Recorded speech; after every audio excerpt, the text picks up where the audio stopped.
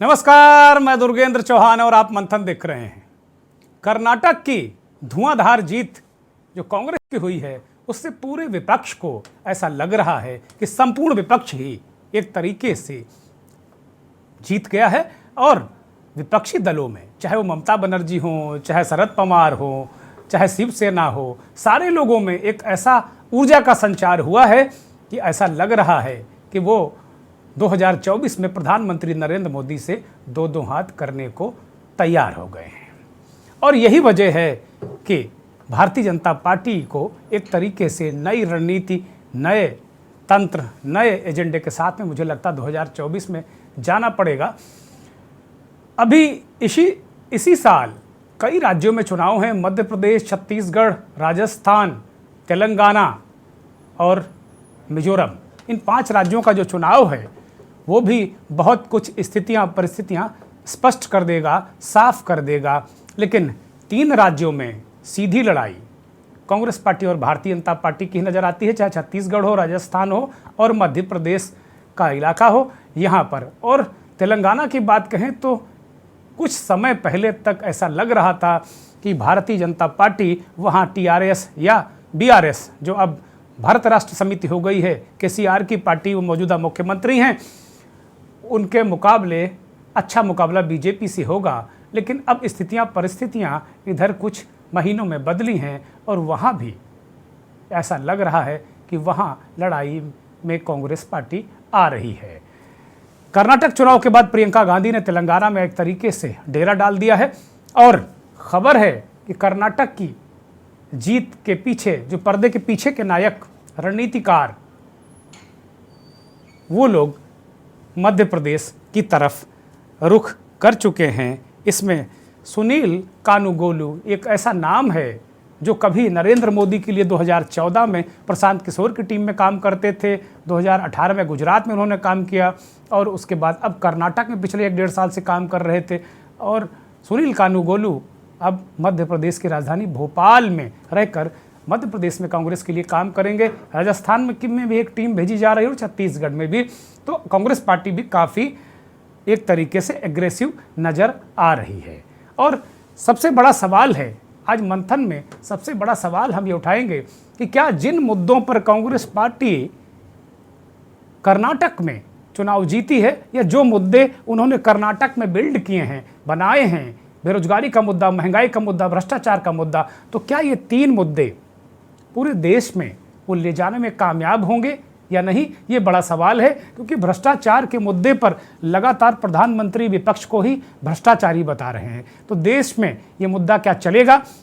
दूसरा एक और सवाल आज मंथन में हम उठाएंगे कि क्या नरेंद्र मोदी का अति उपयोग भारतीय जनता पार्टी को मुश्किलों में डाल सकता है, क्योंकि उन पर अत्यधिक निर्भरता क्षेत्रीय छत्रप के बजाय उन प्रधानमंत्री और भारतीय जनता पार्टी के सबसे बड़े प्रचारक, स्टार प्रचारक नरेंद्र मोदी के चेहरे पर जो निर्भरता बीजेपी की बढ़ी है, क्या वो कर्नाटक में हार का कारण है, और क्या वो एक तरीके से हिमाचल में हार का कारण है। एक और परसेप्शन कांग्रेस पार्टी बनाने की कोशिश कर रही है कि 4 सरकारें अब कांग्रेस की अपनी और 4 सरकारें बीजेपी की। बाकी बिहार, झारखंड उधार की सरकारें हैं, कांग्रेस शामिल है वहाँ पर। और इसी तरीके से कांग्रेस पार्टी परसेप्शन बना रही है कि जो भी बाकी सरकारें हैं बीजेपी की, वो या तो ऑपरेशन कमल के जरिए छीनी हुई हैं या फिर वो किसी न किसी सहयोग से बनी हुई हैं। तो कांग्रेस पार्टी और जो एक खास वर्ग है वो ये बताने की कोशिश कर रहा है कि मुकाबला अब बराबर का होने जा रहा है। कर्नाटक जीतने के बाद पूरे विपक्ष में ऊर्जा है।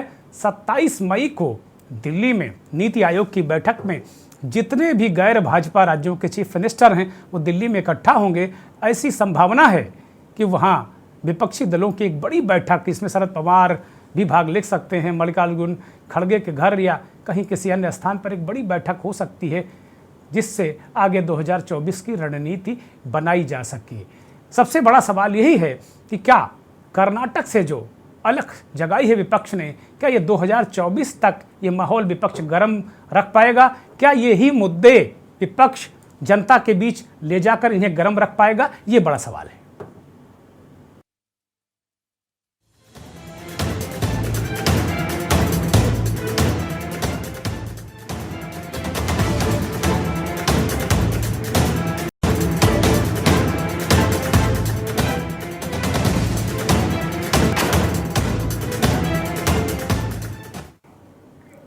कर्नाटक की महाविजय के बाद कांग्रेस पार्टी अभी उधेड़-बुन में है और उसे नया सीएम चुनना है। सिद्धरमैया और डीके शिवकुमार ये ऐसे दो चेहरे हैं जिनके बीच एक को चुनना होगा। खतरा ये है कि कहीं राजस्थान वाली स्थिति ना हो जाए। अभी देर शाम वहाँ बैठक शुरू हुई है और बैठक लगातार अभी चल रही है। डीके शिवकुमार के अभी पहुंचने की खबर है, लेकिन वो अभी पहुंचे नहीं है। ये माना जा रहा है कि रात 10 बजे तक वो दिल्ली पहुंचेंगे। सिद्धरमैया दिल्ली में हैं और वो मल्लिकार्जुन खड़गे के घर थोड़ी देर में मुझे लगता अभी पहुंचने वाले होंगे। बाकी जितने भी नेता हैं, कर्नाटक की जीत के जो भागीदार जितने भी नेता हैं वो वहाँ पहुँच गए हैं। प्रभारी महासचिव रणदीप सिंह सुरजेवाला पहुँच चुके हैं और बहुत सारे लोग वहाँ पहुँच चुके हैं। सिद्धरमैया के भी पहुँचने की खबर है। सिद्धरमैया भी वहाँ पहुँचने की उनकी खबर अभी आई हुई थी कि वो भी पहुँच रहे हैं। और इसके अलावा बहुत सारे और नेता हैं जिनको एक तरीके से कहा जाता है कि कर्नाटक की जो जीत में बड़ी भूमिका उन्होंने निभाई, वो के.सी. वेणुगोपाल हैं। मल्लिकार्जुन खड़गे के घर बैठक हो रही है। राहुल गांधी भी पहुँच सकते हैं इस बैठक में। ऐसी अब तक जो खबरें हैं, ये परिस्थितियाँ हैं। इस बैठक में तय होगा कि अगला चीफ मिनिस्टर कर्नाटक का कौन होगा। उधर आप देखें तो राजस्थान में सचिन पायलट की जो 5 दिन की यात्रा थी, ये कहा जा रहा है कि वो उनकी यात्रा अपनी ही सरकार के खिलाफ है, भ्रष्टाचार के मुद्दे उठा रहे हैं और बीजेपी के लोग और एक तरीके से जो पायलट के समर्थक एक मंत्री उनके साथ में भी चल रहे हैं, वो कह रहे हैं कि यहाँ तो 40% से ज़्यादा भ्रष्टाचार है। इस तरह की मुश्किलें भी कांग्रेस पार्टी के लिए एक तरीके से खड़ी हो रही, चाहे राजस्थान हो चाहे अन्य राज्यों में हो। लेकिन सबसे बड़ा सवाल ये है कि क्या जो हिमालयी राज्य हिमाचल प्रदेश से जो कांग्रेस पार्टी ने एक जीतने की आदत डाली, वो कर्नाटक है और उसके बाद क्या ये कायम रहेगी? और इस जीत के बाद क्या विपक्ष कांग्रेस पर कुछ ज़्यादा ट्रस्ट करेगा, भरोसा करेगा कि कांग्रेस पार्टी कुछ कर सकती है? क्योंकि ममता बनर्जी का अभी शाम को एक बयान आया, बड़ा महत्वपूर्ण बयान है वो। ममता बनर्जी ने कहा कि कांग्रेस पार्टी को हम देश में बाकी जगह जहाँ जहाँ वो मजबूत है, हम सब उसको समर्थन देने के लिए तैयार हैं।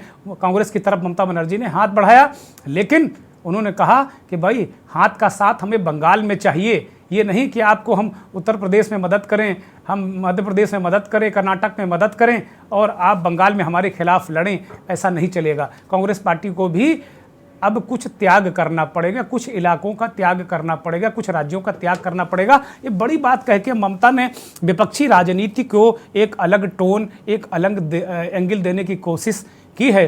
नीतीश कुमार लगातार लगे हुए हैं, लेकिन आज जो मंथन का जो हमारा थ्रस्ट है, जो हमारा पिन पॉइंट है, वो यही है कि क्या इस देश में मुद्दों की राजनीति, क्या मुद्दे जो आम आदमी के मुद्दे हैं, क्या कर्नाटक के आम आदमी ने राजनीति को मुद्दों पर खींच कर रख दिया है और ये क्या देश के बाकी हिस्सों में ये मुद्दों की राजनीति होगी? दूसरा, क्या ये डबल इंजन का कॉन्सेप्ट है बीजेपी को, इसको क्या कुछ एक बार पुनर्विचार करना होगा? क्योंकि ज़्यादातर राज्यों में उत्तर प्रदेश और असम को छोड़ दें तो बाकी इंजन बहुत धीरे धीरे चल रहे हैं। इसका लोड दिल्ली वाले इंजन पर आ जाता है और बहुत सारे राजनीतिक विश्लेषक इस बात को भी कह रहे हैं कि नरेंद्र मोदी जो सबसे बड़ा चेहरा हैं, उन पर अति निर्भरता भी भारतीय जनता पार्टी के लिए अच्छी नहीं है। नुकसानदेह उन्होंने नहीं कहा, लेकिन ये कहा कि अच्छी नहीं है और कर्नाटक में ये जो हार हुई है ये इसका द्योतक है। एक और मीडिया में एक और अलग तरीके का परसेप्शन डिजिटल मीडिया में है, हालांकि मेन स्ट्रीम मीडिया में ऐसा परसेप्शन नहीं है, लेकिन डिजिटल और सोशल मीडिया पर जो बड़े बड़े रणनीतिकार हैं वो कह रहे हैं कि एक परसेप्शन और बन रहा है कि नरेंद्र मोदी की तुलना इंदिरा गांधी से आप नहीं कर सकते, क्योंकि Narendra Modi pan India leader नहीं है, अखिल भारतीय नेता नहीं है। वो मध्य भारत के नेता हो सकते हैं, उत्तर भारत के नेता हो सकते हैं, पश्चिम भारत के नेता हो सकते हैं, लेकिन वो दक्षिण भारत के नेता नहीं है। ये कर्नाटक ने साबित कर दिया और एक तरीके से दक्षिण से बीजेपी की विदाई हो गई है। ये तर्क दे रहे हैं, एक परसेप्शन मीडिया के एक वर्ग में ये भी परसेप्शन बनाया जा रहा है। आज हमने अलग अलग इलाकों से राजनीति को बहुत अच्छी तरीके से समझने वाले वरिष्ठ पत्रकारों, राजनीतिक विश्लेषकों को आमंत्रित किया है। मैं परिचय करा दूं, अनिल जय हिंद साहब हमारे साथ दिल्ली से जुड़े हैं, वरिष्ठ पत्रकार हैं, विश्लेषक हैं। आपका स्वागत, बहुत धन्यवाद आपका अनिल जी वक्त देने के लिए। आर बेग साहब राजनीतिक विश्लेषक हैं, आप भी दिल्ली से हमारे साथ जुड़े हैं। बेग साहब, आपका भी बहुत स्वागत, बहुत धन्यवाद और बहुत आभार। दक्षिण में बहुत वर्षों तक, मुझे लगता है 20-22 सालों से दक्षिण की राजनीति को समझ रहे उत्तर भारत के एक बहुत ही वरिष्ठ पत्रकार और अब कम से कम 20-22 सालों से दक्षिण भारत में निवास कर रहे विनोद श्रीवास्तव जी हमारे साथ जुड़े हुए हैं। बहुत आभार, बहुत धन्यवाद विनोद जी, और बहुत बहुत स्वागत आपका के न्यूज़ पर। जावेद खान साहब वरिष्ठ पत्रकार हैं, मध्य प्रदेश से हमारे साथ जुड़े हुए हैं, आपका स्वागत, बहुत धन्यवाद।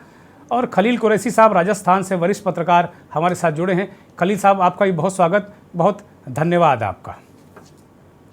मैं मंथन की शुरुआत विनोद श्रीवास्तव जी से करना चाहूँगा। विनोद जी, आप उत्तर भारत में भी आपने वर्षों तक पत्रकारिता की और दक्षिण भारत में भी 20-22 साल से ऊपर का वक्त मुझे लगता हो गया आपको दक्षिण की राजनीति को देखते हुए और रहते हुए।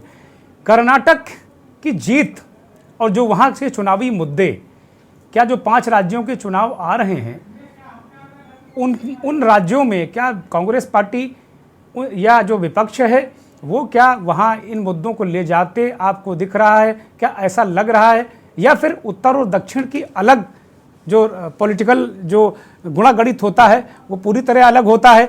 दक्षिण में अलग तरीके से वोट होता है, उत्तर में अलग तरीके से होता है। उत्तर भारत में वही हिंदुत्व, वही दंगा, वही हिंदू मुसलमान, क्या यही चलने वाला है विनोद जी?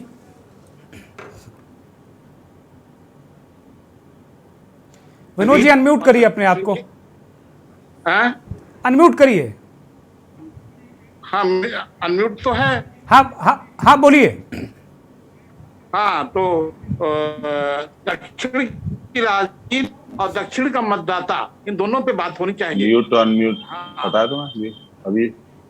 दिक्कत ये है जी कि दक्षिण की राजनीति में आप धर्म को नहीं घोल पाएंगे जी, क्योंकि यहाँ धर्म एकदम पवित्र और शुद्धता के साथ होता है। दूसरी चीज, जो कर्नाटक के चुनाव परिणाम, आप मतदाता इतने भ्रम में कैसे हो गया, मेरी समझ में नहीं आ रहा। ये देखिए, करप्शन अपनी जगह पे है, सारी चीजें अपनी जगह, वोट बैंक अपने, लेकिन ये जो मुफ्तखोरी का जो चस्का लगाया जा रहा है मतदाता को, ये सबसे बड़ी बात है कि साहब आपको 300 यूनिट बिजली फ्री दे देंगे, 2000 रुपए महीने हर महिला को देंगे, 15,000 उनको देंगे, तो सब फ्री में देंगे। तो फ्री में किसको नहीं चाहिए भाई?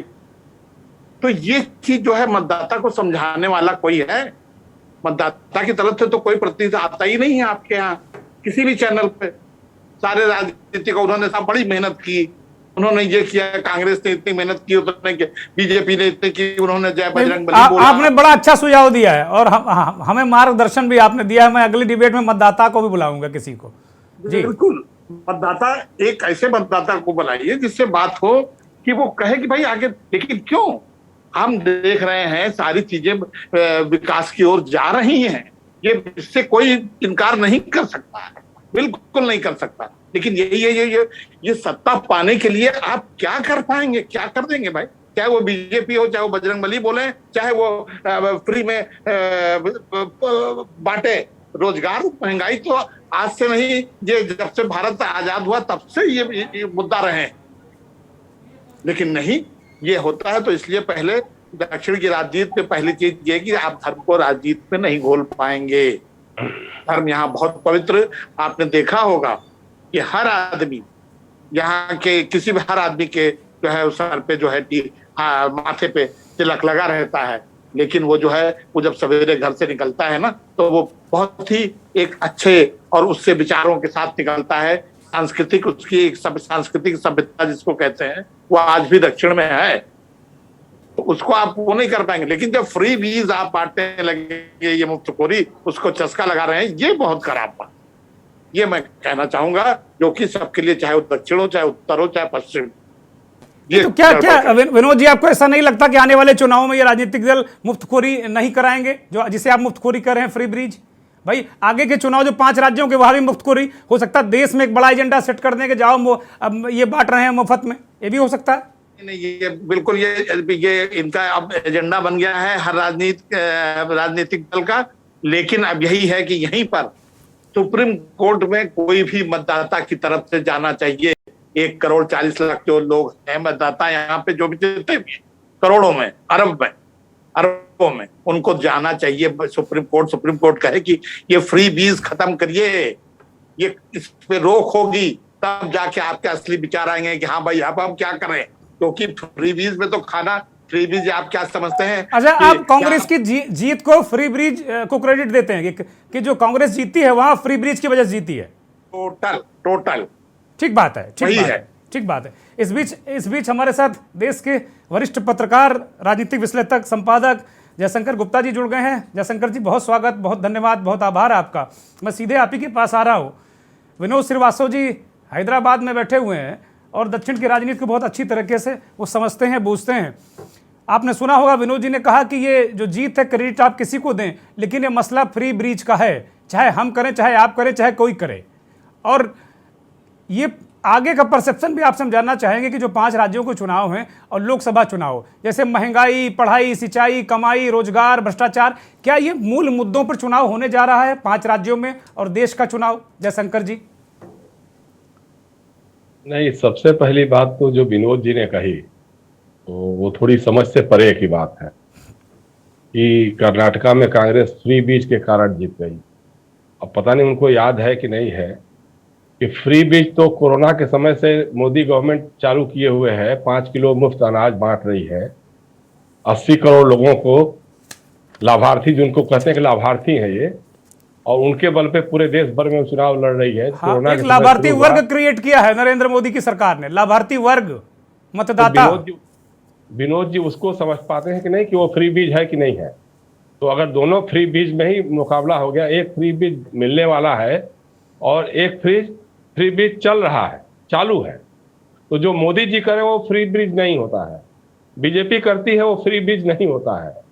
बीजेपी अगर हर जगह जा करके कहीं कहती है कि हम आपको उच्च कोटि का गोमांस परोसेंगे, तो वो फ्री बीज नहीं होता है। वो फिर गाय से उसका कोई मसला नहीं होता है, चाहे मिजोरम में हो, मेघालय में हो, केरला में हो, गोवा में हो। जाकर के जब बीजेपी कहती है कि उत्तर भारत में कहेगी गाय हमारी माता है, और गोवा में जाकर के, केरला में जाकर के, मेघालय में जाकर के, मणिपुर और नागालैंड में जाकर के कहती है कि हम उच्च स्तर का गोमांस आपूर्ति करवाएंगे अगर हमारी सरकार बनेगी तो, और करवाती है, करवा रही है। तो इस मामले को समझना पड़ेगा थोड़ा सा। हम लोगों को पत्रकार के रूप में जब नजरिया देखते हैं तो सम्यक दृष्टि रखनी होगी कि क्या वो 80 करोड़ लोगों को आपने अपंग बना के रख दिया, बेरोजगार बना के रख दिया, मान लिया कि वो गरीबी रेखा के नीचे है। कभी तो आप कहते हैं कि भारत अमृत काल में चल रहा है और बड़ी प्रगति और बहुत विकास कर रहा है, और 80 करोड़ लोग जो उनके राशन के लिए सरकार पे मोहताज हो, तो इससे बड़ी बात क्या होगी? देखिए, फ्री बीज की बातें कहने में बड़ा अच्छा लगता है, फ्री बीज खत्म कर दो, लेकिन जो टैक्सेशन हो रहा है, ठीक है, हर किसी काम पे जीएसटी लग जा रहा है, वो टैक्स कहाँ से आ रहा है? हमारे जेब से जा रहा है, और उसके जेब से भी जा रहा है जिसको फ्री बीज मिल रहा है, सो कॉल्ड फ्री बीज मिल रहा है, उसके जेब से भी जा रहा है। तो व्हाट फॉर टैक्सेशन? हम टोल टैक्स दे रहे हैं, हम महंगी शिक्षा प्राप्त कर रहे हैं, हम महंगा इलाज प्राप्त कर रहे हैं, आ रही है ना? कोई वेलफेयर स्टेट का कोई मायने नहीं रह गया है। ऐसे में तो फिर इस पर भी विचार होना चाहिए कि व्हाट फॉर टैक्सेशन देख रहा था हम देंगे, किस बात के देंगे, तो ये भी एक विचार का विषय है। लेकिन देखिए, बात यह है कर्नाटका के चुनाव में ये दुर्भाग्यपूर्ण स्थिति है। मैंने पहले भी आपके साथ एक बार बैठा था तो इस पर भी बात हो रही थी मेरे ख्याल से। हमने कहा कि 75 साल की आजादी के नाम पे ये सबसे बड़ी दुर्भाग्यपूर्ण बात है कि देश में चुनाव हिंदू और मुसलमान के नाम पर लड़े जा रहे हैं। देश में चुनाव बजरंग बली के नाम पे चुनाव लड़े जा रहे हैं। 9 साल से राज्य शासन चला रहे प्रधानमंत्री जी के पास अपनी उपलब्धियां गिनाने का कोई भी ये नहीं है, विवरण नहीं है। 4 साल से उनकी सरकार थी, कर्नाटका में डबल इंजन की सरकार थी, उसके बारे में चर्चा करने का उसके पास कोई समय नहीं है, कोई विषय नहीं है। अब वो अंत समय में भी कह रहे हैं कि मतदाता भाइयों बहनों जाइएगा, बजरंग बली के नाम पर वोट दीजिएगा। ये विशुद्ध रूप से धर्म का इस्तेमाल है, और कायदे से चुनाव आयोग को ऐसे राजनीतिक दल को प्रतिबंधित कर देना चाहिए जो धर्म के नाम पर वोट मांगता है, बजरंग बली के नाम पर वोट मांगता है। कांग्रेस ने क्या कहा था? कांग्रेस ने कहा था कि अगर हमारी सरकार बनेगी तो हम बजरंग दल पर और पॉपुलर फ्रंट ऑफ इंडिया, दोनों सांप्रदायिक संगठनों पर जो सांप्रदायिक उन्माद पैदा करते हैं समाज में, उन पर प्रतिबंध लगाएंगे। लेकिन भाजपा के आईटी सेल ने और सो कॉल्ड गोदी मीडिया ने उसको ऐसा प्रचारित कर दिया कि साहब भारतीय जनता पार्टी अगर कांग्रेस की सरकार बनेगी तो बजरंग बली पर प्रतिबंध लग जाएगा। जयशंकर जी थोड़ा सा आगे आगे आगे चीजों को हम ले जाना चाहते हैं। जो कर्नाटक में मुद्दे सेट हुए, क्या वो 5 राज्यों को चुनाव और लोकसभा में आप इनको जाते देख रहे हैं क्या? देखिए, असल बात क्या है कि एक राज्य का मुद्दा दूसरे राज्य में प्रभावी हो कोई बहुत जरूरी नहीं होता है। दूसरी बात यह है कि एक चीज बहुत अदब के साथ कहना चाहता हूं मैं कि भारतीय जनता पार्टी की एक अच्छाई है, खासियत है ये कि वो अपने हार से सबक लेते हैं। कांग्रेस के लोग और विपक्ष के अन्य दल जो हैं वो थोड़ा सा अति उत्साह में आ जाते हैं जी। आप याद करिए कि 2018 में जो चुनाव हुए थे जी, कर्नाटका में भारतीय जनता पार्टी हार गई थी जी। 1 साल के बाद जोड़ तोड़ करके विधायकों को खरीद करके उन्होंने अपनी सरकार बनाई थी। राजस्थान में हार गई थी, छत्तीसगढ़ में हार गई थी, मध्य प्रदेश में हार गई थी, मध्य प्रदेश में भी जोड़ तोड़ खरीद फरोख्त करके उन्होंने सरकार बनाई थी। लेकिन जब 2019 का लोकसभा का चुनाव हुआ तो राजस्थान की सारी सीटें बीजेपी के हाथ में चली गई थी। मध्य प्रदेश में सिर्फ 1 सीट छोड़ दीजिए तो बाकी सारी की सारी सीटों पे बीजेपी जीत गई थी। कर्नाटका में भी अधिकतम सीटें वो जीत करके ले गई थी। तो ये कब क्या होगा कोई किसी का पैमाना नहीं होता राजनीति में, या चुनाव की राजनीति में कोई क्वार्टर फाइनल और सेमीफाइनल कुछ भी ऐसा होता नहीं है।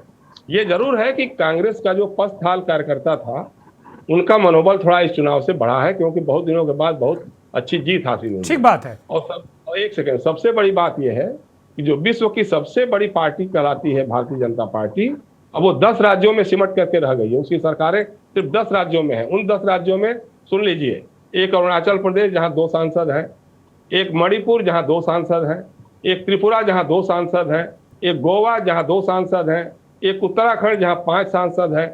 उसके अलावा सबसे बड़ा राज्य उत्तर प्रदेश है जहां पे 80 सांसद हैं। गुजरात और मध्य प्रदेश इसके अलावा कहाँ है? आप पैन इंडिया की बात कर रहे हैं। पहली बात आपने जैसे कहा कि ये उत्तर और दक्षिण भारत की, एकदम गलत है। दक्षिण भारत में तो भाजपा मुक्त हो गए, लेकिन उत्तर भारत में क्या हुआ?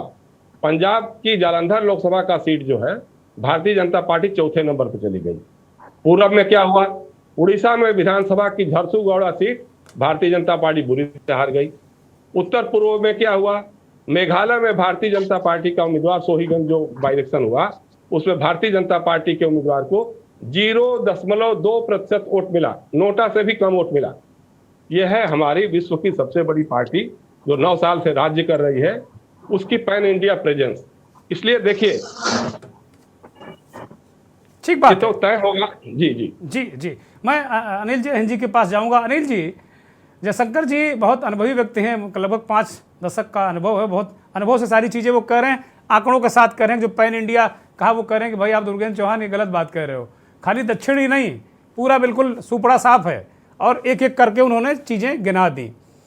जयशंकर जी कह रहे हैं जरूरी नहीं कि वो जो मुद्दे वहाँ कर्नाटक में उठे हैं वो आगे भी चलें, लेकिन मैं ये चाहता हूँ एक भारत के नागरिक होने के नाते कि भाई महंगाई मुद्दा हो, कमाई मुद्दा हो, दवाई मुद्दा हो, सिंचाई मुद्दा हो, भ्रष्टाचार मुद्दा हो, और कर्नाटक ने ये मुद्दे रेस किए हैं। आप क्या मध्य प्रदेश में या अन्य राज्यों में, मध्य प्रदेश और छत्तीसगढ़ से भी लोग जुड़े हैं, उनसे मैं पूछूंगा क्या इस तरह ये जो एक मुद्दों का टेम्पो बना है, ये क्या आप आगे जाते देख रहे हैं क्या? अनिल जी देखिए, ऐसा है, जो मुद्दे की आपने बात की, मुद्दे बहुत गहराई में जाके काम करते हैं।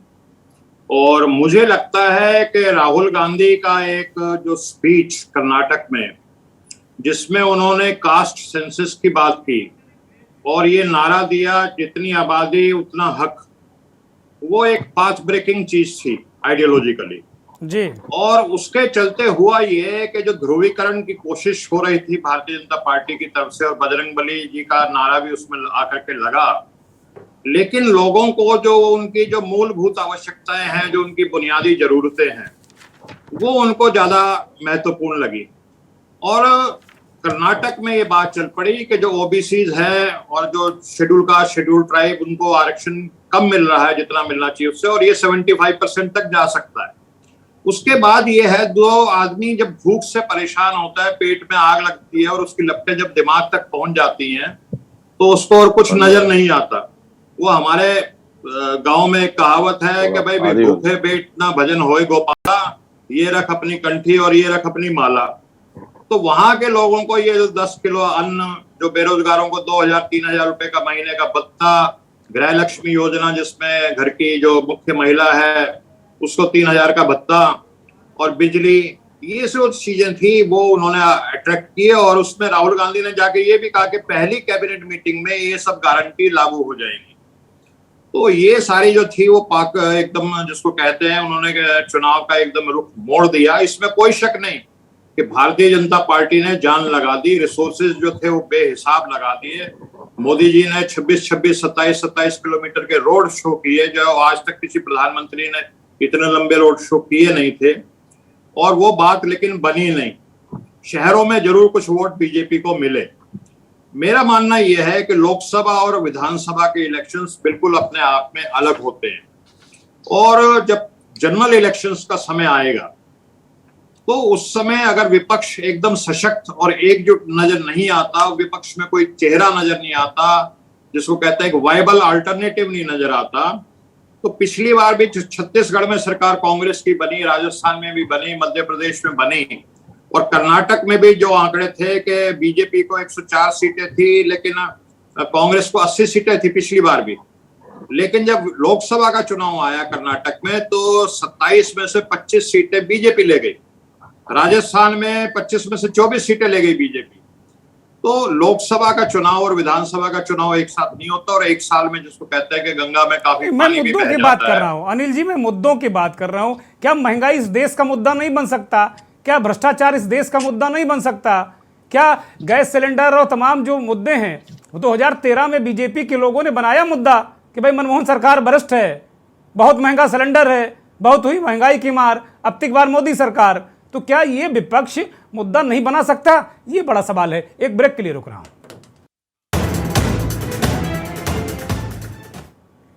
ब्रेक के बाद एक बार फिर आपका स्वागत है। मैं सीधे आर बेग साहब, राजनीतिक विश्लेषक, दिल्ली से जुड़े हैं, उनके पास जाऊंगा। बेग साहब, कुल मिलाकर ये देखा गया कि जिस तरीके से हिंदुत्व का मुद्दा कर्नाटक में उभारने की कोशिश जरूर की गई, लेकिन वो हिंदुत्व का मुद्दा चला नहीं। लेकिन जो उत्तर भारत है, मध्य प्रदेश है, उत्तर प्रदेश है, और इस तरह के जो राज्य हैं, राजस्थान है, जहाँ चुनाव आगे होने हैं, एक तेलंगाना को आप छोड़ दें, तो ये तो बिल्कुल प्रचंड हिंदुत्व वाले इलाके हैं, यहाँ हिंदुत्व पर वोट पड़ता है। तो क्या जो मूल मुद्दे हैं, जैसे महंगाई मुद्दा, भ्रष्टाचार मुद्दा, ब्रेक पर जाने से पहले हमने इस बात को कहा था कि ये राष्ट्रीय मुद्दे बीजेपी ने बनाकर दिखाए हैं, भ्रष्टाचार को राष्ट्रीय मुद्दा बनाकर दिखाया है। तो क्या ये मुद्दे हिंदुत्व पर भारी पड़ेंगे, या हिंदुत्व अभी भी इन इलाकों में भारी होता आगे दिखेगा? देखिए, कोशिश तो भरपूर की गई कर्नाटक इलेक्शन में भी, मगर 1989 के बाद जो लिंगायत पॉपुलेशन है, मैं कर्नाटका इलेक्शन के ऊपर जो मेरा कमेंट है मैं पहले उसको करूंगा कि वहां पे जो जगदीश शेट्टार जी चीफ मिनिस्टर हुए, जो लिंगायत खास करके लीडर थे, एक लक्ष्मण जी हैं जो लिंगायत कम्युनिटी से आते हैं, इस बार पहली बार एक नॉन लिंगायत सीएम को प्रोजेक्ट की। तो आप जिस बेसिस पे कर्नाटका जैसे बड़े राज्य में आप आए थे, वहां पर सरकार बनाए थे, तो तमाम जो इसको कोशिश की गई बजरंगबली के नाम पर उसको पोलराइज करने की और हिंदू मुस्लिम करने की कोशिश की गई। वहां पे आपका 4% मुस्लिम आरक्षण को लेकर, और ठीक उससे पहले सॉलिसिटर जनरल हमारे साहब का पूरा सुप्रीम कोर्ट में एफिडेविट देना कि हम जब तक इलेक्शन रिजल्ट नहीं आ जाता तब तक हम इसके ऊपर कोई निर्णय नहीं लेंगे। तो कहीं ना कहीं ये जो तमाम इश्यूज हैं, और वहां पे मल्लिकार्जुन खड़गे उसी स्टेट से आते जो नेशनल प्रेसिडेंट हैं, शिव कुमार जी का पॉलिटिकल स्ट्रेटेजी, और लगभग 17% शेड्यूल कास्ट पॉपुलेशन वहां पे मेजोरिटी एक कम्युनिटी है, और मुस्लिम पॉपुलेशन भी 13% है, ठीक ठाक है। ये तमाम जो इश्यूज हैं, 40% जो उनका जो करप्शन इश्यूज को लेकर, जितने भी एडमिनिस्ट्रेटिव अप्रोच में 40% करप्शन को लेकर, नो डाउट कांग्रेस ने फ्रंट पे आके डेवलपमेंट मुद्दे पे लेकर, महंगाई के ऊपर लेकर, तमाम इश्यूज को लेकर उन्होंने वाटर डिस्प्यूट को भी हाईलाइट किया। ऐसा कोई भी इश्यूज को जो डेवलपमेंट मुद्दे पे दरकिनार नहीं करते हुए, चाहे प्रियंका गांधी हो, राहुल गांधी हो, मल्लिकार्जुन खड़गे हो, शिव कुमार हो, सिद्धारमैया हो, सब लोग एक ही मुद्दे पे हो। और दूसरी तरफ जो छोटे छोटे पॉलिटिकल पार्टीज हैं, जैसे आम आदमी पार्टी 213 में, लेकिन वोट परसेंटेज 53 से कुछ खास डेवलपमेंट नहीं हुआ। उसके बाद तमाम जो छोटे छोटे बीएसपी के साथ जेडीएस का वहां पे जबरदस्त तरीके से एक कोalition थी, लेकिन इस टाइम हमें इस टाइप का अलायंस देखने को नहीं मिला। मिम पार्टी बहुत कोशिश की कि जेडीएस के साथ चुनाव लड़े, मात्र 2 सीट पे चुनाव लड़े। ये जो जितने छोटे छोटे पॉलिटिकल पार्टीज को जनता ने दरकिनार कर दिया, या वो लोग किसी के साथ अलायंस नहीं की। जहां तक राजस्थान नॉर्थ बेल्ट की बात है, उत्तर भारत की बात है, जो हिंदुत्व की बात काउ बेल्ट की बात कर रहा हूं मैं जी, काउ बेल्ट की जो बात करें, जहां पे जो लोग सेंटिमेंटल है, मैं कहूंगा कि इसका इम्पैक्ट तो जरूर होगा नॉर्थ इंडिया में। जो कांग्रेस जिस मुद्दे को लेकर आई है सामने, जो वो ले लीजिए उत्तर प्रदेश की अभी बात हो रही थी, बिहार के जो जितने छोटे छोटे पॉलिटिकल पार्टी है, रीजनल पार्टी है, स्टेट लेवल के पॉलिटिकल पार्टी है, या जो कांग्रेस के अंदर जो टर्मोइल है वहां पर राजस्थान के अंदर, कहीं ना कहीं ये कंसोलिडेट हो जाएगा। इसका अमलगमेशन आप देखोगे, एक जबरदस्त कांग्रेस की तरफ एक रुझान आ जाएगा लोगों का। ठीक बात है, ठीक बात है, ठीक बात है। उत्तर प्रदेश के अभी जो निकाय के चुनाव हुए हैं, उसमें 4 मेयर, जो 4 शहर हैं, वहां पर कांग्रेस दूसरे नंबर पर रही है, दूसरे नंबर पर। जबकि पिछले बार भी उनका कहीं सीट वीट नहीं मिली थी, लेकिन इस बार वो कहीं ना कहीं कुछ करते दिखे हैं। पता नहीं क्या गणित है, लेकिन ऐसा होता दिख रहा है। जावेद खान साहब मध्य प्रदेश से हमारे साथ जुड़े हैं। जावेद भाई, मध्य प्रदेश में एक तरीके से कांग्रेस के लिए बड़ी जंग है और वहाँ पर अलग तरीके से चीज़ें चल रही हैं। क्या इस तरीके के मूल मुद्दे, क्योंकि वहाँ जो गृह मंत्री हैं वही हिंदुत्व का झंडा लिए घूमते रहते हैं और पूरा बुलडोजर कहीं चल गया, कहीं हिंदुत्व चल गया, कहीं इस तरह की बातें होती रहती हैं, लेकिन क्या वहाँ मध्य प्रदेश में कांग्रेस पार्टी या विपक्ष मूल मुद्दे जो हैं, क्या वो उठाने की स्थिति में है? क्या वहाँ उठा रहा है क्या इस तरह की चीज़ें? जावेद साहब। बिल्कुल, मध्य प्रदेश में जो राजनीतिक प्रदेश है इस समय, कर्नाटक के नतीजों के बाद से एक बूस्टअप मिला है कांग्रेस को, और कहना चाहिए कि एक नई एनर्जी मिली है।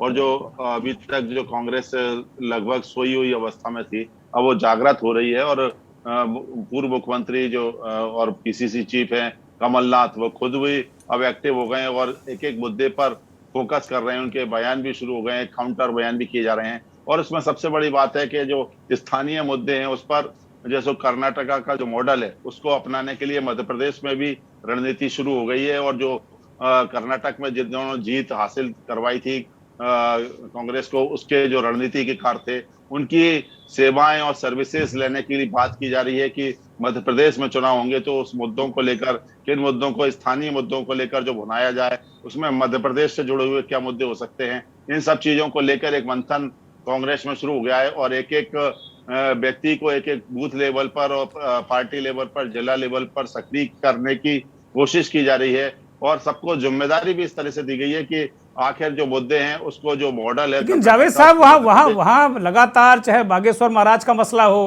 कि वो हिंदू राष्ट्र की मांग करते हैं, मध्य प्रदेश की धरती से उनका एकदम से वहीं के रहने वाले हैं, वहाँ से उदय होता पूरे देश में। आजकल वो पटना में हैं और वहाँ हिंदू राष्ट्र की बात कर रहे हैं। तो इस तरीके की चीज़ें बीच बीच में, कहीं बुलडोजर मामा, कहीं कुछ इस तरह की जो चीज़ें चल रही हैं, तो क्या जो ये हिंदुत्व का टेम्परेचर है, क्या ये जो मूल मुद्दे हैं वो क्या कम कर पाएंगे, या फिर इसी पर ज़्यादा लोग रुझान दिख रहा है लोगों का?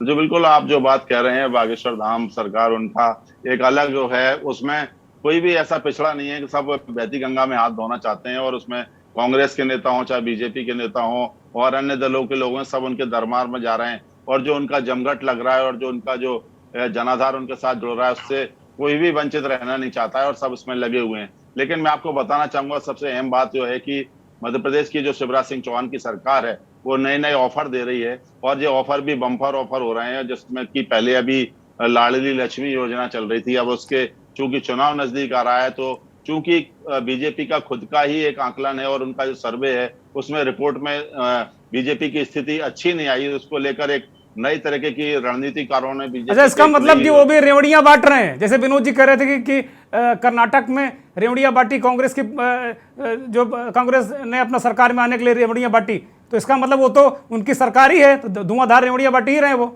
जावेद साहब। बिल्कुल बिल्कुल, मैं वही बताना चाह रहा था आपको। जो लाडली बहना योजना जो स्कीम लॉन्च की गई है, उसमें उन्होंने कहा है कि 1,000 रुपए प्रति महीना, यानी 12,000 रुपए महीना, और बाकी और इस तरीके से मिला के 27,000 रुपए का एक प्रलोभन जो बहनों को दिया जा रहा है। लाडली जो छोटी बच्चियां थी, उसके अलावा बहनों को साधने की कोशिश मुख्यमंत्री शिवराज सिंह चौहान, जो अपने आप को मध्य प्रदेश में बहनों और बेटियों का मामा कहते हैं, तो वो लेकिन वो बीच बीच में बदल जाते हैं, कभी बुलडोजर मामा हो जाते हैं, वो भी थोड़ी दिक्कत उनके साथ हो रही है। जावेद साहब, मैं छत्तीसगढ़ से, हमारे साथ खलील कुरैशी साहब, माफ कीजिएगा, अभिषेक झा साहब जुड़े हुए हैं छत्तीसगढ़ से।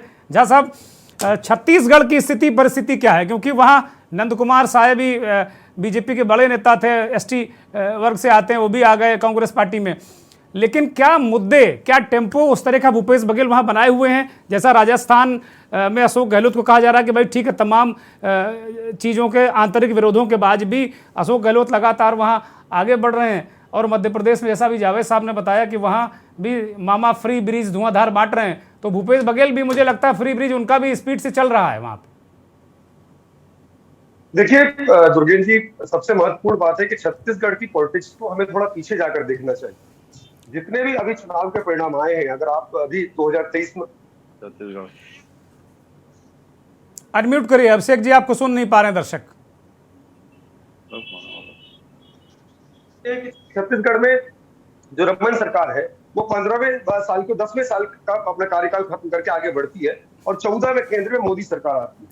छत्तीसगढ़ में अभी कांग्रेस इस मजबूती के साथ खड़ी है कि आप बिल्कुल पैरेलल कह सकते हैं कि कांग्रेस अपने संगठन में, भले उसके अंदर बहुत सारे झगड़े हैं, जहां पर टीएस कभी अलग नाराजगी व्यक्त करते हैं, कभी मोहन मरकाम नाराज हो जाते हैं, लेकिन कांग्रेस यहाँ पर स्ट्रेटेजिकली, मतलब पूरी प्लानिंग के साथ एक बड़ी मजबूत सत्ता में रहने वाली पार्टी बनकर उभरी है। और ऐसा लग रहा है कि इस टर्म में भी भूपेश रिपीट कर सकते हैं, क्योंकि कांग्रेस में अंतर्विरोध जैसा भी हो रहा है उसको वो सेटल कर रही है। लेकिन सबसे बड़ा विषय छत्तीसगढ़ में ईडी के छापे हैं।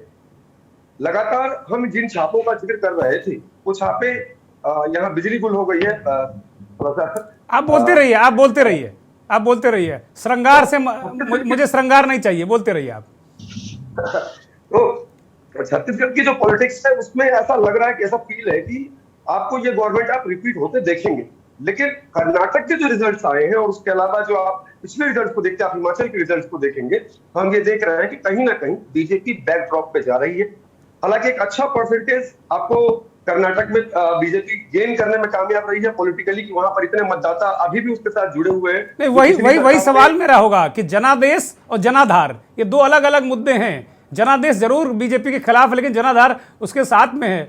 और अभी बिजली गई, इस तरह के मुद्दे बीजेपी भी तो वहां बना सकती है, जैसे कांग्रेस ने बनाया कर्नाटक में, बीजेपी भी बना सकती है। अभिषेक जी, देखिए, ऐसा मुद्दा छत्तीसगढ़ बिजली पर थोड़ा बोलती है, क्योंकि बिजली के मामले में छत्तीसगढ़ सरप्लस स्टेट है। यहाँ पर सबसे बड़ा मुद्दा ही खनिज है।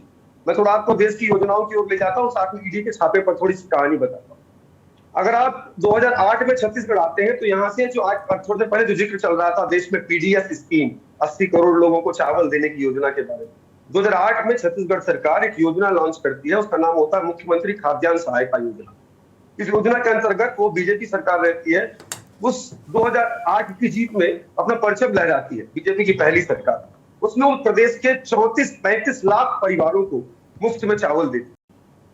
उसके बाद बताया जाता है कि 1,40,00,000 लोग गरीब हैं, और चारू वाले बाबा के नाम से रमन सिंह मशहूर होते हैं और 2013 के चुनाव में आते हैं। तब तक चिटफंड के घोटाले के रूप में चूंकि सरकार बहुत सारे नए उपक्रम बना रही थी, तो वहां पर बहुत सारी कानूनियां बनती है। लेकिन 2018 आते आते 15 साल की बीजेपी सरकार उस लेवल पर सिमट जाती है। आप देखिए, 15 साल तक कोई पार्टी सरकार में रहे और उसको जब चुनाव लड़ना पड़े तो वो 15 सीट पर सिमट जाती। तो जनता के बैकड्रॉप को समझना किसी भी वरिष्ठ एनालिसिस्ट, किसी भी पत्रकार या किसी की भी भारतीय नहीं समझा सकता। देखिए, क्योंकि अगर यहां से आप देखते हैं तो यहाँ पर बीजेपी के सामने सबसे बड़ी चुनौती उनके दो बड़े रणनीतिकार चेहरों की, क्योंकि अगर वो जनाधार को कायम रखने में कामयाब रही है, तो कहीं ना कहीं अमित शाह और नरेंद्र मोदी ये दिखाने में कामयाब रहे कि उनका जो स्थानीय नेतृत्व है वो उतना कम मजबूत नहीं रहा। लेकिन उनके अपने बड़े नेताओं के फोकस और लगातार दूसरे राज्यों के मुख्यमंत्रियों के प्रचार प्रसार के जरिए वो अपने उस वोट बैंक को गेन करके रखे हुए हैं, जिसके सहारे वो उम्मीद कर रहे हैं। यही मेरा सवाल होगा अभिषेक जी, मेरा यही सवाल होगा कि बड़ी महत्वपूर्ण बात कही आपने कि क्या ये स्थितियां मध्य प्रदेश में होंगी, ये भी बड़ा महत्वपूर्ण है। और जो फ्री ब्रिज वाली बात है कि भाई चावल वाले बाबा से ये फ्री ब्रिज चल रहा है और धक्का-धक सरकारें बनती जा रही हैं, दनादन, चाहे बीजेपी की हो चाहे कांग्रेस की हो, तो फ्री ब्रिज में तो कोई पीछे है नहीं। विनोद जी, हेलो विनोद जी, हाँ मैं बोल रहा हूँ, सुनिए। देखिए, मैंने कब कहा ना मैं मोदी जी के पक्ष में हूँ। ना ना ना ना ना ना, अरे आप विशुद्ध पत्रकार हैं, आप कतई नहीं है, आप विशुद्ध पत्रकार हैं। इसमें कहीं कोई मेरे सर्टिफिकेट की जरूरत नहीं है, मैं बहुत छोटा हूं। पत्रकारिता मेरे जो हैसियत एक बिंदु के बराबर है, मैं कतई मेरी औकात हैसियत नहीं है आपके किसी उस पर उठाने की। जी मत करिए।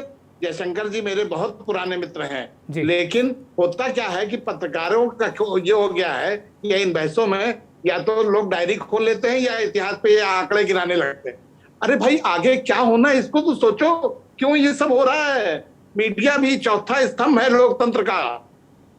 हमको क्या करना है ये सोचिए। अभी 24 है, 24 तो मैं आपको लिख के दे सकता हूं और मैं अपने मतलब आत्मा कर लूंगा अगर मोदी सरकार ना बनी तो। ये आप जान लीजिए, बिल्कुल बनेगी, हर हालत में बनेगी। ये राज्य महल लाओ, हमको दो वो फ्री भी। चाहे वो मैंने कभी नहीं कहा कि मोदी या बीजेपी या वो उनके वो है। उन्होंने बजरंग बली कहा, वो भी नहीं चला। क्यों नहीं चला? जब हिंदुत्व जब ध्रुवीकरण हो रहा है, ऐसा कुछ नहीं है कि हाँ ये खाली आंकड़े गिराने से और इतिहास में जाने से और वहां ये हो रहा है वहां ये हो रहा है। अच्छा विनोद जी मोदी की सरकार क्यों बनेगी? हम ये जरा जानना चाहते हैं, क्यों बनेगी? क्यों बनेगी? क्या चीज? क्यों बनेगी मोदी की सरकार? क्या दो बड़े महत्वपूर्ण बिंदु हैं? इसलिए कि जब आप वसुधैव कुटुंबकम की बात जो है वो पूरे दुनिया में फैल चुकी, ग्लोबल हो गया है हर मुद्दा। और ये नेता जो है हमारे वो एकमात्र कोई है, उनके टक्कर कोई नहीं, उनके अगल बगल खड़े नहीं हो सकता कोई, बाकी तो छोड़ दीजिए। अच्छा, इसी वसुधैव कुटुंबकम पे देश की जनता वोट दे देगी? वो चाहे भूखी हो, चाहे उसके खाना घर में ना हो, इस पर दे देगी क्या वोट? कर्नाटक में क्यों नहीं दिया फिर उन्होंने? क्यों लालच में आ गई जनता वहां की? बताइए, आप ये बताइए कि किस शासन में किसके शासन में ये सब चीजें नहीं थी? कम थी, ज्यादा थी, कम थी, आज जो है कहीं पर हम पढ़े हैं। ऐसा नहीं मानना चाहिए आपको, ठीक है? नहीं, हम तो मान ही रहे हैं, हम तो मान ही रहे हैं कि विश्व में हमारा गौरव बढ़ा है। इससे पहले हमारा इतना सम्मान नहीं था, ये तो हम मान ही रहे हैं। लेकिन मूल मुद्दों से कैसे मुंह मोड़ सकते हैं विनोद जी? अगर पेट में भोजन नहीं होगा, हमें तनख्वाह नहीं मिलेगी, हमारा घर कैसे चलेगा? आप जुलाई में चुनाव कराइए और जून की 30 तारीख को जो है पीओके पे हमला कर दीजिए, फिर देखता हूं कौन किसको रोकता है। चलिए मैं जयशंकर जी के पास जाऊंगा। जयशंकर जी, विनोद जी कह रहे हैं कि भाई ये जो सांस्कृतिक राष्ट्रवाद है, सांस्कृतिक राष्ट्रवाद सबसे बड़ा मुद्दा है और सीमा सुरक्षा सबसे बड़ा मुद्दा है। वो कह रहे हैं कि भाई पीओके और ये सब सारी चीजें बड़ी महत्वपूर्ण हैं, और जो वसुधैव कुटुंबकम, विश्व गुरु, अमृतकाल, ये बड़े मुद्दे होने जा रहे हैं 24 में। जयशंकर जी, निश्चित रूप से पहली बात तो यह है कि हम कतई नहीं चाहेंगे कि विनोद जी को आत्महत्या करनी पड़े, लेकिन एक पत्रकार को इस तरह नहीं बोलना चाहिए। अगर वो अंधभक्त ना हो तो, अगर अंधभक्त है तो फिर कोई दिक्कत वाली बात नहीं है। अंधभक्त किससे? अंधभक्त कोई अंधभक्त नहीं हूं मैं, ये देख रहा हूं देश क्या कर रहा है। जब आप बोल रहे थे मोदी को बोल नहीं रहा था, मोदी को मारिए गोली, मोदी से मुझे कोई लेना देना नहीं है। विनोद जी जयशंकर जी को जरा बोलने दीजिए, वो कुछ चीजें बताना चाहते हैं। ठीक, बोलिए। जब आप बोल रहे थे तो मैं टोक नहीं रहा था। ठीक है, सॉरी। कृपा करके धैर्यपूर्वक सुनिए। जब आप बोल रहे थे तो मैं एकदम सुन रहा था। हाँ, सुनाइए। पहली बात तो यह है, अच्छा, ये बातें 2004 में क्या था, अटल बिहारी वाजपेयी का जो स्वर्णिम भारत था, वाइब्रेंट इंडिया था, अटल जी के सामने कौन था? कोई नहीं था। लेकिन अटल जी की पार्टी हार गई बुरी तरह से, और मनमोहन सिंह जो कहीं जिसका नाम भी नहीं था वो प्रधानमंत्री बन गया। तो अच्छा, जो आप लोग बार बार कह रहे हैं कि विश्व में डंका पीट रहा है, हाँ बिल्कुल डंका पीट रहा है, क्योंकि दुनिया में सबसे अधिक भूखे इंसान हमारे देश में है। जिन 80 करोड़ लोगों को हम 2 जून का राशन नहीं दे पा रही है, हम उसके इंतजाम नहीं कर पा रहे हैं, उसको सरकारी भोजन पे मुहैया कराने के लिए उसको मोहताज बना के रखा है, इसलिए हम विश्वगुरु हैं। हम इसलिए विश्वगुरु हैं क्योंकि विश्व में जो मीडिया का जो इंडेक्स है उसमें लगातार हम 162वें नंबर पर गिर के चले गए हैं। मीडिया की हालत ये है आज हो गई हमारी, इसलिए हम विश्वगुरु हैं। इसलिए हम विश्वगुरु हैं कि हमारा प्रधानमंत्री मूर्ख है, वो गलत सूचनाएं देता है। वो जाके कहता है बिहार की सभा में कि साहब वो तक्षशिला बिहार में था, तक्षशिला विश्वविद्यालय बिहार में था। वो कहता है कि साहब सिकंदर का दीन इलाही का बेड़ा पटना के पास गंगा में डूबा था। वो कहता है कि साहब संसद में कहता है, वो संसद में कहता है कि शिमला का समझौता जो है इंदिरा गांधी और बेनजीर भुट्टो के बीच में हुआ था। इन सब चीजों से दुनिया में हमारा नाम बढ़ रहा है, बहुत नाम बढ़ रहा है। दावोस में जाके कहता हुआ कि 600 करोड़ भारतीय मतदाताओं ने हमको प्रधानमंत्री चुन के भेजा है। 600 करोड़ पूरी दुनिया की आबादी होगी कि नहीं, ब्रह्मांड की आबादी होगी कि नहीं, ये पता नहीं है, लेकिन हमारा प्रधानमंत्री कहता, हमारा प्रधानमंत्री ये कहते हैं मगहर में साहब गुरु नानक देव, गुरु गोरखनाथ, संत कबीर एक साथ बैठ के विचार विमर्श करते थे। वो कहते हैं कि साहब श्यामा प्रसाद मुखर्जी लंदन में विवेकानंद जी के साथ बैठ करके विमर्श करते थे। ऐसा विद्वान हमारा प्रधानमंत्री डंका क्यों नहीं पीटेगा? विश्व भर में डंका पीट रहा है। सबसे अधिक कुपोषित हम, सबसे अधिक अशिक्षित हम, सबसे अधिक बेरोजगार हम, सबसे अधिक भ्रष्टाचारी हम। अब देखिए कर्नाटका में क्या हुआ, मिस्टर 40% का जो नारा कांग्रेस ने उछाला वो ऐसा चिपक गया, पेटीएम के तर्ज पे पेटीएम का नारा ऐसा चिपक गया कि भाजपा के पास कोई जवाब नहीं बना था। भाजपा के जवाब क्या हो रहा था, एक केंद्रीय मंत्री कह रही है कि हमने अमेठी में प्रियंका गांधी को नमाज पढ़ते हुए देखा। बताइए कर्नाटका के चुनाव में क्या है? कांग्रेस के बारे में सबसे अच्छी जो बात रही है, पता नहीं आगे क्या करेंगे वो हमको नहीं मालूम है, कि पूरे चुनाव में इनके जाल बट्टे में वो लोग उलझे नहीं, वो अपने भ्रष्टाचार, महंगाई और बेरोजगारी पर कायम रहे। इन तीनों मुद्दों से कहीं वो भटके नहीं, ये सबसे बड़ा कारण रहा उनका। अच्छा जयशंकर जी मेरा माफी के साथ में एक छोटा सा प्रश्न ऐड कर रहा हूं, क्या जो इनका पहला वाला इंजन है दिल्ली वाला, क्या उस इंजन पर ज्यादा लोड आ गया है? जो बड़ा वाला इंजन है उसमें ज्यादा निर्भरता के कारण जो छोटे इंजन है वो फेल हो रहे हैं, या वो काम नहीं कर पा रहे हैं, या काम करने नहीं दिए जा रहे हैं? क्या ये स्थिति है? और ज्यादा डिपेंडेंसी मोदी की क्या बीजेपी के लिए बेहतर अच्छी चीज है क्या? नहीं, अच्छी बुरी चीज तो देखिए, नेता वो हैं तो उन पर डिपेंडेंट रहेंगे लोग। जब भारतीय जनता पार्टी चुनाव जीतती है, हाँ मोदी जी, हाँ मोदी जी, हाँ अमित शाह जी, चाणक्य और मोदी जी मिलकर के चुनाव जिता दिया, इतने चुनाव हारे हैं उनके नेतृत्व में। अब गिनती करना शुरू कर दीजिए तो फिर हमको लगता है कि कम से कम 1.5-2 दर्जन राज्य हार गए हैं, लेकिन उसके बारे में कभी कोई चर्चा नहीं होती है। सबसे दुर्भाग्य की बात है कि हमारे प्रधानमंत्री जी या अमित शाह जी के पास बोलने के लिए विषय नहीं है, भाजपा के पास बताने के लिए विषय नहीं है। आज ही अभी कर्नाटका में हारे हैं चुनाव, और तेलंगाना में जाकर के असम का मुख्यमंत्री क्या कह रहा है, हमने 600 मदरसे बंद कर दिए हैं, और सुन लीजिए 300 मदरसे और बंद कर रहूंगा। ये असदुद्दीन ओवैसी को सुना करके कह रहे हैं। मतलब आप कर्नाटका हार के आ रहे हैं, बजरंग बली ने आपकी लंका में आग लगा दी, और उसके बाद आप आंध्र को और तेलंगाना में जाकर के आग लगाने की कोशिश कर रहे हैं। ये आपके पास विषय रह गए हैं। आप सोचिए, आप देखिए जिस समय प्रधानमंत्री जी घूम रहे थे, यात्रा कर रहे थे, रोड शो कर रहे थे, फूलों की बौछारों से उनका स्वागत हो रहा था, उस समय मणिपुर जल रहा था। 100-150 लोग जल के वहां मर गए हैं। हजार लोग आज विस्थापित होकर के जंगलों में जाकर शरण लेके पड़े हुए हैं। कश्मीर में आतंकवादियों ने हमारे 4-5 जवानों को शहीद कर दिया। हमारे प्रधानमंत्री जी की जबान से एक शब्द, एक लफ्ज नहीं निकला। ठीक बात, वो स्वागत कराने में लगे हुए थे। तो सवाल है कि देखिए, इशूज तो चलते रहते हैं। आपने पुलवामा करा लिया, आपने बालाकोट कर लिया, ठीक है। 2019 में आप हार रहे थे, चुनाव जीत के। चुनाव जीतना हारना तो अलग चीज है, कोई भी जीतता हारता रहता है। देखिए, राजनीति ऐसी चीज है, क्रिकेट में जैसे आईपीएल का मैच होता है ना, आप देखते होंगे, लगता है कि 18वें ओवर 19वें ओवर में तक लगता है कि एक टीम जीत रही है, एक टीम हार रही है, और पता लगा कि 20वें ओवर में ऐसा छक्का चल गया कि दूसरी टीम जीत गई। तो राजनीति में भी वैसा ही होता है, कब कौन सा इशू हावी हो जाएगा। जयशंकर जी, ये जो इस कर्नाटक की जीत को सारा विपक्ष फूला फिर रहा है, मतलब गिलगिल कंपट है ये कहिए, कुल मिला के उत्तर भारत में कहा जा रहा है, जबकि जीती है कांग्रेस। क्या इससे विपक्ष को कोई बूस्टर मिल रहा है? क्या विपक्ष की एकता को इससे कोई राहत मिल रही है? क्या वो आपस में और करीब आ रहे हैं क्या? मैंने तो आपको समझाया कि 2018 में राजस्थान जीते थे, छत्तीसगढ़ जीते थे, मध्य प्रदेश जीते थे, कर्नाटका में भी सरकार बना ली थी, लेकिन उसके बाद क्या हुआ? असल बात यह है कि देखिए, विपक्ष की एकता होनी चाहिए, मुद्दों पर आधारित एकता होनी चाहिए। कम से कम एक ये कहीं अगर अति विश्वास, देखिए आत्मविश्वास बहुत अच्छी चीज है, लेकिन अति विश्वास बहुत खतरनाक चीज है। अति विश्वास के चलते अब उत्तर प्रदेश में क्या हुआ, सारे नगर निकाय में जो सारे नगर निगम है, भारतीय जनता पार्टी चुनाव जीत के आ गई, लेकिन नगर पालिकाओं में, नगर पंचायतों में बहुत सारी जगहों पे भाजपा को बहुमत नहीं मिल पाया है। जितने नगर पालिकाएं आप गिन के देखिएगा तो उसमें आधे से भी कम नगर पालिकाओं पे कब्जा हुआ है बीजेपी का। नगर पंचायतों में और बुरी हालत रही है, लेकिन उसके बारे में कभी कोई चर्चा नहीं हो रही है। लेकिन दूसरी बात यह है कि राष्ट्रीय स्तर पे जो अल्पसंख्यक मतों का ध्रुवीकरण है वो कांग्रेस के पक्ष में होने लगा है, ये बात सच है। इसीलिए थोड़ी ममता बनर्जी को भी बौखलाहट हो रही होगी, जैसा वो कह रही है कि उनको कुर्बानी करनी होगी। जी इसके पहले अगर उन्होंने गोवा में सोचा होता, इसके पहले अगर उन्होंने त्रिपुरा में सोचा होता, इसके पहले अगर उन्होंने मेघालय में सोचा होता, तो शायद ये स्थिति नहीं होती, नॉर्थ ईस्ट में बीजेपी की सरकारें नहीं बन पाती यहाँ। तो उस समय तो उन्होंने ध्यान नहीं दिया।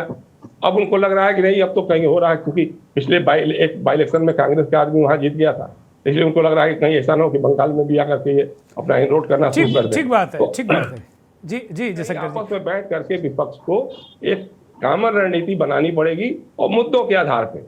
ये तो बार बार अपना हिंदू मुसलमान, भारत पाकिस्तान, कब्रिस्तान और ये सब आते ही चलाएंगे, इनके पास और कुछ है नहीं। मतलब हम बार बार कहना चाहते हैं कि अगर आप मोदी जी बताएं कि 9 साल में उनकी उपलब्धियां क्या थी, कर्नाटका के बारे में कार्यक्रम करने जा रहे हैं अभी 30 तारीख तक कार्यक्रम है, वो 9 साल बेमिसाल टाइप का होने जा रहा है कुछ वो। नहीं, वो तो उसका कोई मतलब नहीं है, वो तो सरकारी आयोजन होगा, सरकार के विज्ञापन आ जाएंगे, उससे कोई मतलब नहीं। पॉलिटिकली आपको बताना पड़ेगा। आपने कहा 15 लाख लेके आएंगे, आपके एक मंत्री ने कहा, आपके एक बाबा ने कहा कि 35 रुपए लीटर पेट्रोल दिलवाएंगे। एक मंत्राणी जो है आज वो कह रही थी, प्रियंका को देख रही थी नमाज पढ़ते हुए, वो कह रही थी कि 13 या 14 रुपया किलो चीनी हम दिलाएंगे। ये उसके भाषण है। 2 करोड़ लोगों को रोजगार देंगे। अब बताइए 9 साल में कितने करोड़ लोगों को रोजगार दिया भाई आपने? आप बताइए कि हमने महंगाई पर लगाम लगाने की बात हो रही थी, आज हम 98 रुपए 1 लीटर का पेट्रोल खरीद रहे हैं, डीजल खरीद रहे हैं। ठीक बात है, ठीक रसोई बात है। गैस 1100 रुपए में खरीद रहे हैं। अच्छा, वो देखिए होता क्या है, ये रेट तो सबके लिए हो, चाहे भक्त हो चाहे अंधभक्त हो, या हमारे जैसे लोग भी हों, आपके जैसे लोग भी हैं। जब हम पेट्रोल भराने जाते हैं तो हमारा ये नहीं पूछता कि अगर आप भक्त हैं, क्या मोदी जी के भक्त हैं या अंधभक्त हैं, तो लीजिए थोड़ा आधा कम कर दीजिए। नहीं वो करें भाई, देश के लिए कुर्बानी करेंगे, हम आधी रोटी खाएंगे, लेकिन राष्ट्रवाद पे कायम रहेंगे वो। भाई ठीक है, राष्ट्र से बड़ा कुछ नहीं है, ये भी लोग कहते हैं। बहुत बड़ा वर्ग है जयशंकर जी ऐसा कहने वाला। बार बार जो यही बातें आती हैं, अब जैसे वही हो रही थी, आज हम किसी टीवी चैनल पर बैठे हुए थे, दिन में बैठे हुए थे, तो एक वही जब उनका भाषण, हिमंत बिश्व शर्मा का भाषण छोड़ करके गा रहे थे, किसी ने कहा कि साहब मदरसों से तो आतंकवादी निकलते हैं। तो हमने पूछ लिया, हमने कहा कि भाई ये बताइए, जो DRDO में साइंटिस्ट हैं प्रदीप कुरुलकर साहब, अभी पाकिस्तान के लिए जासूसी करते हुए पकड़े गए हैं, वो किस मदरसे से निकले हुए हैं? और जावेद बैठे हुए, उनको मालूम होगा, मध्य प्रदेश में बीजेपी की IT सेल के कन्वीनर थे ध्रुव सक्सेना जी, आदरणीय ध्रुव सक्सेना। उनको ISI के लिए जासूसी करते समय शिवराज सिंह की सरकार ने पकड़ा था। वो किस मदरसे से निकल के आए थे? तो इनका काम आतंकवाद, भारत पाकिस्तान, हिंदू मुसलमान के अलावा चल ही नहीं सकता है। ठीक बात है, अभी ठीक भी बात है, सद्बुद्धि की बात है। ठीक बात है। मैं विनोद जी के पास फिर जाऊंगा। विनोद जी, एक छोटा सा प्रश्न आपसे, क्या महंगाई इस देश का बड़ा मुद्दा बनेगा कि नहीं बनेगा? क्या चीज? महंगाई देश में बड़ा मुद्दा बनेगा कि नहीं बनेगा? मैं बिल्कुल पॉइंटेड सवाल पूछ रहा हूं आपसे। जी नहीं, बिल्कुल नहीं बनेगा। क्यों? इसलिए कि जो देखिए, मैं भी कोई वो नहीं, मैं आपसे ये कह रहा हूं ना कि बीजेपी भी ध्रुवीकरण की पूरी कोशिश कर रही है, जो होगा क्योंकि महंगाई और भ्रष्टाचार मुद्दा नहीं बनने वाला है। भ्रष्टाचार देखिए, फ्री बीज जो है भ्रष्टाचार में पानी देने का काम है। वो वहां से 4 पैसा आप गरीब को देंगे तो 2 पैसा हमारी जेब में जरूर जाएगा। तो इसलिए वो कोई तो क्या आप देख रहे हैं कि फ्री ब्रिज की पॉलिटिक्स आपको देखने को मिलेगी इन 5 राज्यों में चुनाव में और लोकसभा में? क्या इस तरह की कुछ चीजें दिखेंगी आपको बड़े पैमाने पर विनोद जी? हाँ, दिखेंगी, आएंगी सामने, दिखेंगी जरूर, लेकिन रिजल्ट जो है वो तय है। ये आप समझ लीजिए। मैं तो कह रहा हूँ ना कि आज जीती है कांग्रेस, आज रात में हमला करा दीजिए POK पे, और कल एक चुनाव करवा लीजिए कहीं पर भी। एक कोर्ट अगर उनके खिलाफ चला जाए तो सरकार के खिलाफ। विनोद जी माफ कीजिएगा, विनोद जी बड़ी मतलब बड़ी प्रैक्टिकल बातें मुझे लगता कर रहे हैं। जी बोलिए साहब जी। आप बीजेपी के प्रवक्ता को बहुत मौका दिए, उनको प्रवक्ता बननी चाहिए, बहुत अच्छी बात कर रहे हैं भाई साहब। नहीं, वरिष्ठ पत्रकार है भाई। प्रवक्ता दोहराने से काम नहीं चलेगा। मतदाता की तरफ से बोलिए, मतदाता को बुलाइए, मतदाता के सामने मतदाता की बात। अरे आप आपस में मत लड़िए भाई, आप सभी पत्रकार हैं, अच्छी बात नहीं। आपस में एक दूसरे के ऊपर छीटा कसी मत करिए। विनोद जी वरिष्ठ पत्रकार हैं, तो उसकी अच्छाइयां दिखाई पड़ने लगती हैं और विरोध में अच्छा प्रवक्ता बीजेपी के। मैं ये कह रहा हूँ विनोद जी ने हकीकत बताई कि ये है। मंजूर है, सॉरी संबित क्षमा पत्रा से भी करिएगा। बड़ा प्रवक्ता बन सकते हैं। ये गोबर में कोहिनूर ढूंढ सकते हैं, मैं ये कह रहा हूँ। वो गोबर में कोहिनूर ढूंढ नहीं पाए थे, ये ढूंढ पाएंगे, मेरा विश्वास है। मैं अनिल जी के पास जाऊंगा, मैं अनिल जी के पास जाऊंगा फाइनल कमेंट के लिए। अनिल जी, अब कुल मिलाकर जैसे विनोद जी ने कहा, जयशंकर जी ने बहुत सारी बातें कह दी कि भाई एक परसेप्शन, जो कुछ दूसरा पक्ष है वो दिखाया नहीं जा रहा, सुनाया नहीं जा रहा, बताया नहीं जा रहा। एक पहलू ये है, वो कह रहे हैं बार बार जयशंकर जी इस बात को कह रहे हैं कि भाई पिछले बार भी 2018 में देखा और नतीजा हुआ 0। नरेंद्र मोदी प्रचंड बहुमत के साथ सत्ता में आ गए। तो ये कोई, इसका कोई लेना देना है नहीं कि कर्नाटक से कोई वेव उठी और मोदी की सरकार बदल जाएगी, ऐसा नहीं होने वाला है। अगर विपक्ष वास्तव में सही सिस्टम से, सही तंत्र से और एकजुट होकर अगर प्रयास करेगा तो वो अच्छी लड़ाई लड़ सकता है। अनिल जी। 2 मिनट दुर्गेंद्र जी, देखिए मेरा मानना यह है, बार बार हिंदुस्तान पाकिस्तान, हिंदुस्तान हिंदू मुस्लिम, ये जो मुद्दे हैं ये बार बार चलते नहीं है। और पुलवामा के बारे में पिछले अभी 1 महीने से जो लगातार वहां के जो पूर्व गवर्नर जो सतपाल मलिक साहब जी जिस तरह की बातें कर रहे हैं, उससे जो पुलवामा का जो कांड हुआ था, जो हमला हुआ था पुलवामा का, जिसमें हमारे 40 से ज्यादा शहीद हो गए थे रणबांकुरे, तो वो एक मुद्दा बन गया था। और लोग, इसमें कोई शक नहीं कि उस समय भावुकता में काफी उन्होंने ये बार बार बीजेपी की तरफ से कहा भी गया कि उनको श्रद्धांजलि देनी है जो पहली बार वोट दे रहे हैं। लेकिन ये चीजें बार बार, जैसा विनोद जी ने जिक्र किया कि आज पीओके पे हमला हो जाए, आज ऐसा हो जाएगा, मैं इससे बिल्कुल अपना मत जो है भिन्न रखता हूं।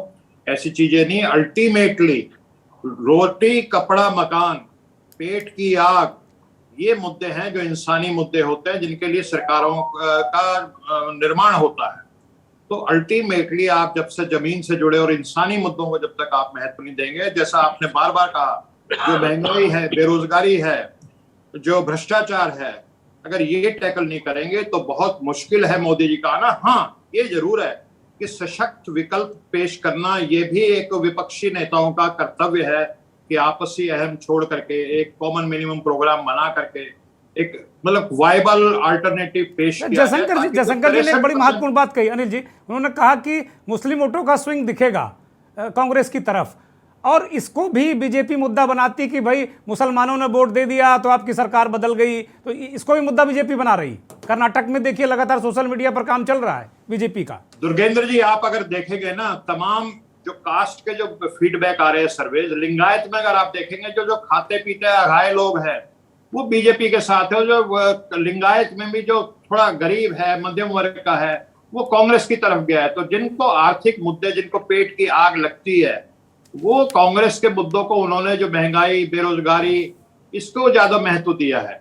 और जो बिल्कुल जिसको कहते हैं कि बहुत ही समृद्ध लोग हैं, जिनको इन चीजों से कोई फर्क नहीं पड़ता, सिलेंडर 1100 का हो जाए या 11,000 का भी हो जाए, वो एक अलग ही फिर एक मामला हो जाता है। लेकिन बाय एंड लार्ज जो 80% देश की जनता है, जो गरीब है, जो मध्यम वर्ग से है, जो कमेरा वर्ग से है, उसको इन सब महंगाई को, भ्रष्टाचार को और बेरोजगारी को, जिसका बेटा नौजवान बेरोजगार घर में बैठा हुआ है, आप उससे पूछिए उसका दर्द कौन जानेगा।